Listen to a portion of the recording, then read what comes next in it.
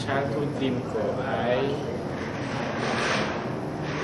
kasi nung bata ako, so 90s yun, andun pa yung Power Rangers, yung unang-unang Power Rangers, yung Team Morphin Power Rangers. Tapos, gusto ko si Red.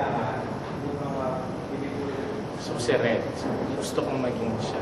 Jason, ano pangalan niya? Ayun. Tapos, lagi na lang minsan pinalitan ko yung pangalan ko na Jason. At nagpanggap na ako siya. Anyway, well, gusto ko dati mag-doktor. Well, obviously, hindi. Kasi hindi naman ako nag-high school. There was little dream that I had when I was young. I think dream naman siya ng lahat ng batang babae. I guess that's sobrang petty lang niya. And that's yung pagkakashare. And it's, I guess, I can say na na-achieve ko na siya. I worked for my mom sa gasoline station. When I was younger, I wanted to be, when my dream is to meet and become Zach Hanson's wife. When I was 11 and I came across Umbap, I said, "Oh no, I want to meet Hanson," blah blah blah, and then I wrote it in my notebook, and then I said, "Oh, since I'm 11, it's 11, 12, 13, 14 years old. That's a long time from 11. So sabi ko, I'm going to meet Zach Hanson and bear his children at 14. I'm 22.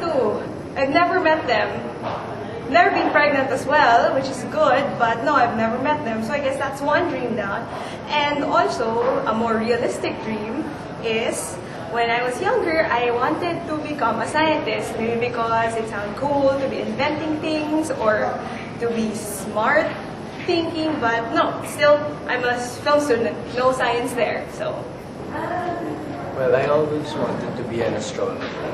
No, my teachers would ask me before, ano astronaut? Hindi, astronomer. Gusto ko maging astronomer. Kasi, well, one, hindi ako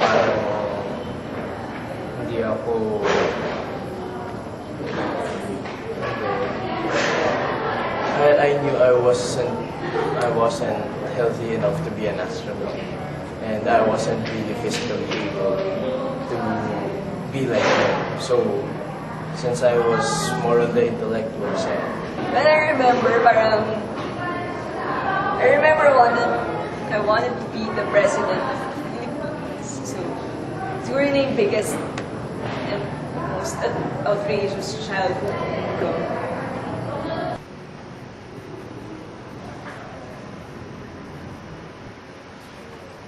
I've always wanted to be a doctor.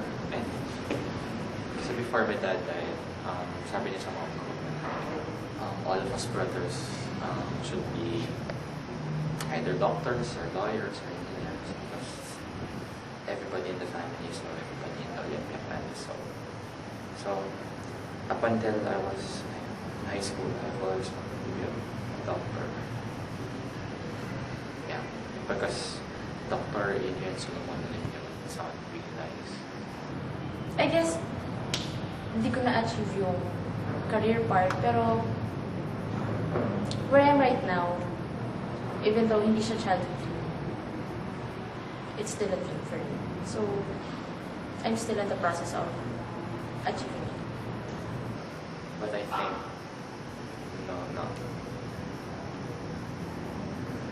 but I think that dream is gone anyway. It's like most childhood dreams, or in my case, most childhood dreams just go away. Just go away.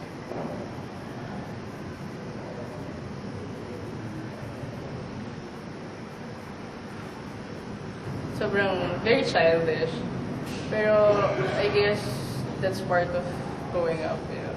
Yung pag-dream mo ng mga bagay-bagay na not necessarily will make you, I don't know, a successful person after a long time. But I guess it's just the fact that you actually dream of something and you achieved it, even though sobrang liit lang niya or something like that.